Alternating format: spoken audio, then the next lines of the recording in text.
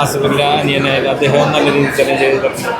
നല്ലൊരു ചിത്രം കാണാവുന്ന ഒരുപാട് വിവാദങ്ങൾ ഇതുമായിട്ട് ബന്ധപ്പെട്ടിട്ടുണ്ടായിരുന്നല്ലോ. അപ്പോൾ ഈ ചിത്രത്തിൽ ജാനകി എന്നുള്ള പേര് എങ്ങനെയായിരുന്നു? കട്ട് മ്യൂട്ട് ചെയ്താണോ കാണിച്ചത്? പേരിൽ എനിക്ക് അങ്ങനെ ഒരു വിവാദമായിട്ട് തോന്നുന്നില്ല. അതിൻ്റെ ഒരു ആവശ്യമുണ്ടോ എന്നുള്ളത് അത് ബഹുമാനപ്പെട്ട കോടതി തന്നെ അതിനൊരു തീരുമാനം എടുത്തിട്ടുണ്ട്. ഒരു പ്രേക്ഷകൻ എന്ന നിലയിൽ എനിക്കത്ര ഇതായിട്ടൊന്നും തോന്നിയില്ല. പേരിലും ഒന്നുമില്ല.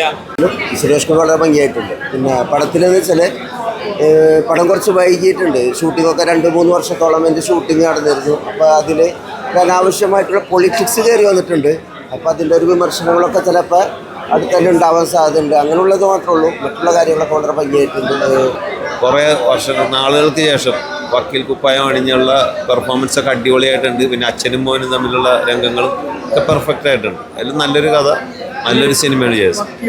ഒന്നും പറ ഡാൻസ് അല്ലെങ്കിൽ ഫൈറ്റ്, പക്ഷേ ഇതൊന്നല്ല, വേറെ മൂഡ് പറയുന്ന പറയാറുള്ളൂ. സുരേഷ് ഗോപിയെക്കാളും സ്ക്രീനിൽ നിറഞ്ഞിരിക്കുന്നതും ഗംഭീരമായിട്ട് വന്നിരിക്കുന്ന അനുപമ വളരെ നന്നായിട്ട് ചെയ്തിട്ടുണ്ട്. അനുപമ ഇതുപോലെ നമ്മൾ പറഞ്ഞ പോലെ ഒരുപാട് ഇവിടുന്നുള്ള ട്രോളുകൾ ഏറ്റെടുത്ത് അന്യഭാഷയിൽ പോയപ്പോൾ ഇപ്പോഴാണ് നമ്മൾ വീണ്ടും കാണുന്നത്. ഗംഭീരമായിട്ട് ചെയ്തിട്ടുണ്ട്. കാര്യമായിട്ടുള്ള തോന്നിയില്ല. നമ്മൾ ഉദ്ദേശിച്ച ഒരു ഫീലൊന്നും കിട്ടിയില്ല. ഈ വിവാദങ്ങളൊക്കെ ഉണ്ടാക്കിയേക്കണത് മൊത്തം എനിക്ക് തോന്നുന്നത് ഒരു പ്രൊമോഷൻ്റെ ഭാഗമായിട്ട് വെറുതെ ഉണ്ടാക്കിയ ഒരു സാധനം മാത്രമാണ്. എക്സാമ്പിൾ പറയുകയാണെങ്കിൽ പാപ്പൻ, കാവൽ അങ്ങനെയുള്ള സിനിമകളിലൊക്കെ ഓൾഡ് ഒരു പ്രായമായ സുരേഷ് ചേട്ടനായിരുന്നു. ഇതിനകത്ത് ആ ഒരു യങ്, ഒരു ഡെയറിംഗ് ആയിട്ടുള്ള സുരേഷ് ചേട്ടൻ്റെ ആ ഒരു പെർഫോമൻസ് ആണ് വന്നിരിക്കുന്നത്.